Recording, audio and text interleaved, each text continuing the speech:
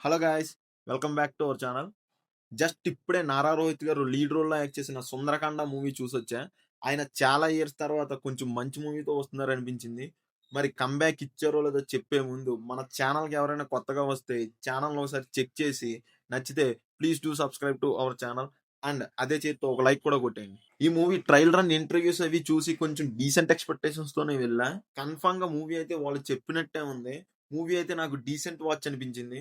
ఒక good point తీసుకొని good కాదు, కొంచెం వియర్డ్ పాయింట్‌ని తీసుకొని లైటర్ వేలో చెప్పడానికి ట్రై చేశారు. Most of the part is really work well. So, lighter వేలో రామ్ కామ్‌లు ఇష్టపడే వాళ్ళు కన్ఫర్మ్‌గా వెళ్లి చూడొచ్చు. ఇంకా ప్లాట్ విషయానికొచ్చేస్తే 30 ఇయర్స్ వచ్చినా పెళ్లి చేసుకోకుండా ఓన్లీ తనకు కావాల్సిన 5 క్వాలిటీస్ ఉన్న అమ్మాయిని మాత్రమే పెళ్లి చేసుకోవాలనుకుంటాడు. ఇంతకీ ఆ 5 క్వాలిటీస్ ఏంటి? అండ్ ఐరా అండ్ వైష్ణవి ఇద్దరు అమ్మాయిలు సిద్ధు లైఫ్‌లోకి ఎలా వచ్చారు? ఏంటి? అన్నది మీరు మూవీలో చూసి తెలుసుకోవాల్సిన విషయం. ఫస్ట్‌లీ నాకైతే ఈ మూవీ నచ్చడానికి మెయిన్ రీజన్ ఎదవ చెత్త మీమ్స్ కామెడీ కాకుండా సిట్యుయేషన్ మూలంగా జనరేట్ అయ్యే కామెడీ ఉండడం మూలంగా నాకు నచ్చింది.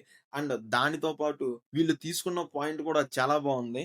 అండ్ ఇంటర్వల్‌కొచ్చే ట్విస్ట్ కూడా బావుంది. కొంతమంది గెస్ చేయొచ్చు. కానీ ఇంటర్వెల్ తర్వాత నుంచి మూవీ మొత్తం ఆ పాయింట్ మీదే వెళ్తుంది. అండ్ ఆ పాయింట్‌ని కూడా చాలా బాగా హ్యాండిల్ చేశారు. అండ్ ఆ పాయింట్‌కి తగ్గట్టు మెయిన్ క్యారెక్టర్స్ కూడా చాలా బాగా రాసుకున్నారు. అండ్ మూవీ కూడా ఎక్కడా కూడా 5 క్వాలిటీస్‌ని దాటి వెళ్ళదు. అండ్ సత్య గారి కామెడీ కూడా చాలా చాలా బావుంది. మర్చిపోయా, మూవీలో డైలాగ్స్ కూడా చాలా డీసెంట్‌గా ఉన్నాయనిపించింది. బావున్నాయి. అంటే సెకండ్ హాఫ్‌లో వచ్చే కొన్ని సీన్స్‌లో లవ్ చేయడం, అడ్మైర్ చేయడం లాంటివి గాని, అండ్ ఏ ఒక్క పర్సన్ కూడా సేమ్‌గా ఉండరని చెప్పే సీన్స్‌లో వచ్చే డైలాగ్స్ అవి చాలా బావున్నాయి. అండ్ మూవీలో స్టోరీ అది ఏజ్ డిఫరెన్స్ మీద వెళ్తూ ఉంటది. దానికి తగ్గట్టుగానే కాస్టింగ్ అది చాలా చేశారు. కానీ క్యారెక్టర్ రైటింగ్స్ అవి బావున్నా, సీన్స్ అవి ఇంకా కొంచెం బెటర్‌గా రాసుకునుంటే బావుండనిపించింది. స్క్రీన్ ప్లే కూడా కొంచెం కమర్షియల్ టైప్‌లా ఉంది. ఐ మీన్ కొంచెం ప్రెడిక్టబుల్‌గా ఉంది. సో, కొంచెం బెటర్‌గా రాసుకుంటే బావుండనిపించింది. అండ్ బీజీఎం అయితే బావుంది గానీ, సాంగ్స్ అవి అంతగా బాలేదు. జస్ట్ అలా ఫ్లోలో వెళ్ళిపోయాయి. 1, 2 సాంగ్స్ తప్ప మిగతా సాంగ్స్ ప్లేస్‌మెంట్స్ కూడా అన్నీ బానే ఉన్నాయి. అండ్ సినిమా ఫోటోగ్రఫీ కూడా బావుంది. ఇంకా పెర్ఫార్మన్సెస్ అయితే అందరి యాక్టింగ్ కూడా చాలా బావుంది. మెయిన్‌లీ సత్య గారి యాక్టింగ్ అయితే చాలా బావుంది. నారా రోహిత్ గారి యాక్టింగ్ కూడా బావుంది. సెటిల్‌గా చాలా చేశారు. ఆ క్యారెక్టర్ కూడా ఆయన చాలా సెట్ అయ్యారు.